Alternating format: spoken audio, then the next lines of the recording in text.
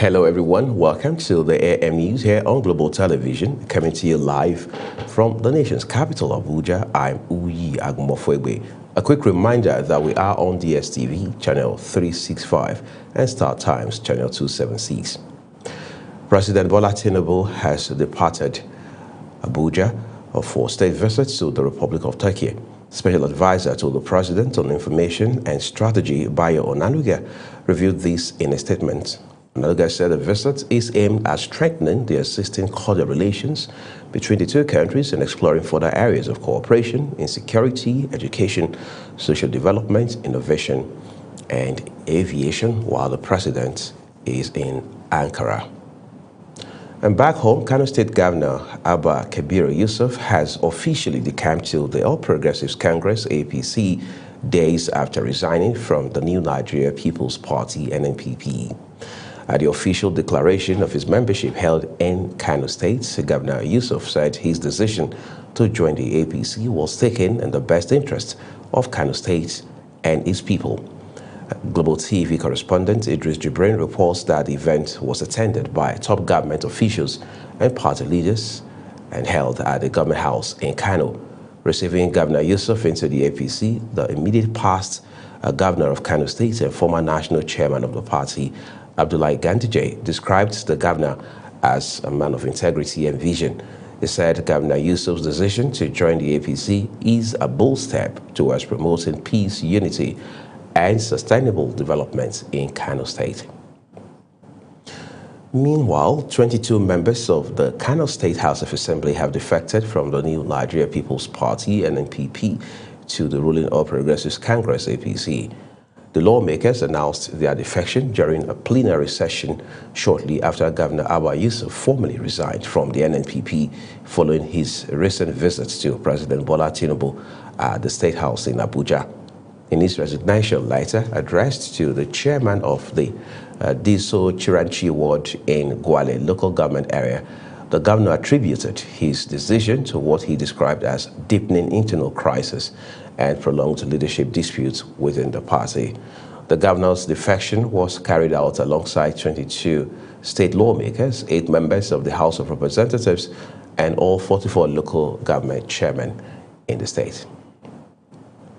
Civil society groups have called on President Bola Tinubu to urgently intervene in the political crisis rocking Rivers State, warning the actions of the State House of Assembly threaten Nigeria's democratic stability. Ubang Usoro reports. Civil society organizations, the Conference of Nigeria Political Parties (CNPP) and the Coalition of National Civil Societies Organization (CNCSOS), after a meeting in Abuja, expressed concerns over renewed impeachment threats against Rivers State Governor Similaye Fubara. They say following the governor's return to office and the defection of some lawmakers of the Rivers State House of Representatives, Nigerians expected reconciliation and a renewed focus on governance, but the state has instead slipped back into political tension. Our intervention is driven by a solemn patriotic duty to defend constitutional democracy, protect the mandate of the people of Rivers State, and avert a grave political precedent that now threatens national peace and democracy. What is unfolding in Rivers State goes far beyond politics.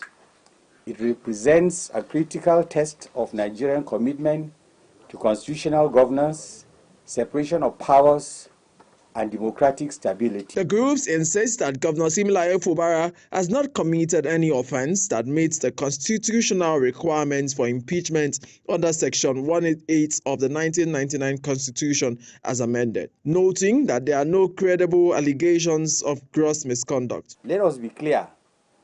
Governor Fubara has not committed any act that meets the constitutional threshold for impeachment under Section 188 of the 1999 Constitution as amended. There is no credible allegation of gross misconduct, no paralysis of governance, no popular uprising demanding his removal. They described the situation as a weaponization of Rivers State House of Assembly, accusing lawmakers of political intimidation rather than democratic oversight. The group urged President Bola Ahmed Tinubu, as president and leader of the All Progressive Congress (APC), to intervene urgently, warning that failure to act could encourage similar crises in other states and endanger national unity and democratic stability. Ubong Usoro for Global Television News. Well, thank you, Ubong. Workers of the Federal Capital Territory Administration, with the backing of the Nigeria Labour Congress (NLC), have picketed the National Industrial Court in Abuja as part of an ongoing total and indefinite strike over unresolved labor disputes. The protest followed a directive from the NLC, which declared full support for the industrial action, describing the strike as justified amid what it termed persistent violations of workers' rights by the Federal Capital Territory Administration management and political leadership. The Nigeria Labour Congress also said the strike was justified due to what it called a persistent violation of the rights of workers in the nation's capital. Let's turn to other stories for you now. The federal government has reaffirmed its commitment to trade facilitation and economic reforms with the launch of the time-release study TRS by the Nigeria Customs Service. Speaking at the International Customs Day, Minister of State for Finance, Dr. Doris Uzoka Anite, commended the Nigeria Customs Service and the TRS implementation team for what she described as a comprehensive and professionally executed study that aligns with Nigeria's national economic priorities. Business correspondent Kekalomo Okere has details. The Nigerian Customs Service marked the International Customs Day by launching a nationwide time-release study aimed at boosting trade facilitation, improving cargo clearance efficiency, and enhancing transparency across custom operations. The Minister of State for Finance, Dr. Doris Uzoka Anite, described the time-release study as a strategic policy instrument that enables governments to measure performance, identify bottlenecks, reduce transaction costs, and enhance transparency. According to the minister, Nigeria is taking a decisive steps towards data-driven decision-making, improved competitiveness, and ease of doing business. The TRS initiative is a clear reflection of Mr. President's pledge to the global business community for business to eliminate obstacles and create a conducive environment for businesses to flourish and for them to invest further in Nigeria. This year's International Customs Day is tagged Custom Protecting Society Through Vigilance and Commitment. The Comptroller General of Customs, Adewale Adelini, reflects the service's core mandate beyond revenue generation, including intercepting narcotic, counterfeit medicine, illegal arms, and other harmful goods that threatens public safety, health, and the environment. It disclosed that in the past years, Customs recorded 2,500 seizures nationwide, with an aggregate value exceeding 59 billion naira. It says the launch of the time-release study marks a major step towards improving efficiency and competitiveness at Nigerian ports without compromising border security. We will therefore be institutionalizing the TRS as a regular diagnostic tool, not as a one-off exercise. Our intention is to monitor, to learn, to reform continuously over future cycles. World Customs Organization Secretary General Hein Sander emphasized that custom protection goes far beyond fighting illicit goods, financial crimes, and narcotics. Sander highlighted the importance of strong partnership with government agencies, law enforcement, and international organizations, saying collaboration is key to securing borders and global supply chain. The TRS is a tool for focusing the partnerships that are well established through your National Trade Facilitation Committee and the relationships underpinning the attendance at this event. It's a catalyst for developing plans for shared success. The high point of the event was the launch of the time-release study and presentation of World Customs Organization certificate to merit recipients. Beyond revenue generation, Nigerian Customs Service insists its foremost responsibility remains the protection of society through heightened vigilance across borders, highways, and ports, driven by intelligence-led operations and interagency collaboration. Now, with the time-release study underway, Nigerian Customs Service says it is backing enforcement with evidence-based reform aimed at cutting trade delays, lowering the cost of doing business and boosting Nigerian competitiveness. Kike Lomo Okeri, Global Television News. Many thanks, Kike Lomo Okeri.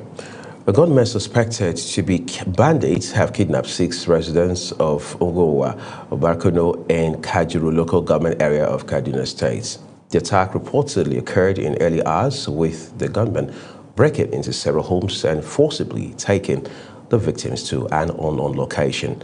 This is coming barely a few hours after the Christian Association of Nigeria, CAN, held prayers for the safe return of 177 worshippers who were earlier abducted. The Deputy President of the Senate, Jibrin Barau, has carried out an on-the-spot assessment of security operations in Kano State, urging troops to remain resolute in repelling bandits and terrorist elements attempting to infiltrate communities in Kano North Sanitarial District. The visit followed the deployment of a joint security task force comprising the Nigerian Army, Police, and the Nigeria Security and Civil Defense Corps, approved by President Bola Ahmed Tinubu to curb cross-border attacks from neighboring states. Addressing residents and community leaders, the Deputy Senate President stressed the importance of cooperation with security agencies, noting that local support is critical to sustaining peace. Kebbi State Police Command has arrested one Hamza Abdullahi Sama, a resident of Breni Kebbi, over an alleged employment scam involving more than 175 job seekers across the state. In a statement by the Police Public Relations Officer, Kebbi State Command, SP Bashir Usman, says the suspect allegedly posed as a recruiter for government-approved school-feeding jobs, falsely claiming authority to secure placements in primary and secondary schools. Victims were reportedly induced to pay 30,000 naira each as processing fees under the false premise of employment. Preliminary investigations revealed that no such job opportunities existed and that the suspect was not authorized by any government agency. Anambra State's Governor, Professor Chukwuma Soludo, has ordered the closure of Onitsha main market for 1 week, following traders' failure to comply with the government's directive against the continued Monday sit-at-home. The governor announced the decision during an unscheduled visit to the market, where he observed that many shops remained shut despite his earlier declaration ending the sit-at-home order. Soludo had only last week publicly announced that the Monday sit-at-home, which has persisted for years across parts of the southeast as a form of protest, had been called off in Anambra State, urging residents and traders to resume normal economic activities. However, during his inspection, the governor expressed dissatisfaction that traders at the Onitsha main market were still observing the restriction. In response, he ordered the immediate shutdown of the market for 1 week as a measure to enforce compliance and send a clear message. Yes. And the rules are that markets are open Monday to Saturday. If you are not prepared to open your shops Monday to Saturday, then leave Anambra, go to elsewhere. Simple. Period. Okay? So, this market will be shut down for the remainder of this week. It will not be open tomorrow. It will not be open on Wednesday. It will not be open on Thursday. It will not be open on Friday. It will open again on Monday. In the meantime, we're hearing that some members of the proscribed indigenous people of Biafra, IPOB, have now asked traders on the Onitsha main market in Anambra State to shut their shops. You're watching the live broadcast of the AM News. The AM News continues after this break, plus business, foreign, and sports stories on the other side. Please do stay with us.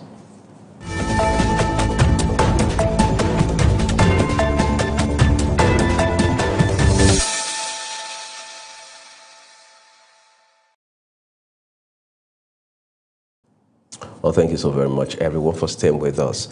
The second part of this AM News broadcast now returns with business, where the United States has swung to a $1.5 billion goods trade surplus with Nigeria in the first 10 months of 2025, reversing a deficit position from the same period of last year, as a sharp rise in American exports combined with weaker imports from Nigeria, according to data from the U.S. Census Bureau. Between January and October 2025, U.S. goods exports to Nigeria climbed to $5.94 billion, while imports fell to $4.49 billion, leaving a positive balance of $1.45 billion in Washington's favor. This contrasted with the $1.367 billion deficit recorded in the corresponding period of 2024, marking a decisive turnaround in bilateral trade flows. The Dangote Petroleum Refinery has shifted to processing lighter crude oil in a strategic move to minimize production disruptions arising from the prolonged unavailability of its residual fluid catalytic cracker. The report says the refinery has increasingly processed lighter crude grades since the fourth quarter of 2025, allowing it to preserve feedstock availability and sustain output of gasoline. The shift has helped keep units, thereby reducing the risk of major supply disruptions at a time when the 200,000 barrel per day remains offline. The lighter crude slate has played a critical role in stabilizing operations, even as repeated outages at the RFCC continue to cap overall refinery runs and slow the pace of ramp-up. Still in that sector, global oil prices have remained steady, maintaining levels above Nigeria's 2026 budget benchmark of $64.85 per barrel, as ongoing supply disruptions and escalating geopolitical tensions in the Middle East continue to support the market. This information comes from market reports tracking Brent and U.S. crude. The resilience in prices provides some relief for Nigeria's fiscal planning. However, it also highlights ongoing risks. Power distribution companies have expressed doubts over the directive by Minister of Power Adebayo Adelabu that prepaid meters must be free for all categories of customers. Operators who spoke anonymously due to the sensitivity of the matter said the minister made only a political statement without considering the input of other stakeholders, especially the installers and meter providers. Earlier, the federal government had banned electricity distribution companies and installers from collecting any form of payment for meters, warning that distribution companies' officials and their installers found extorting customers would be prosecuted. And now on the foreign scene, the United States says it is stepping up military support to Nigeria as the country continues its fight against insurgency. U.S. Africa Command, AFRICOM, has confirmed increased material deliveries and intelligence sharing, while also revealing details of recent American airstrikes carried out in Nigeria. Mukhtar Kasim now reports. The United States is increasing military assistance to Nigeria, including the delivery of equipment and enhanced intelligence cooperation as the government battles multiple armed groups across the country.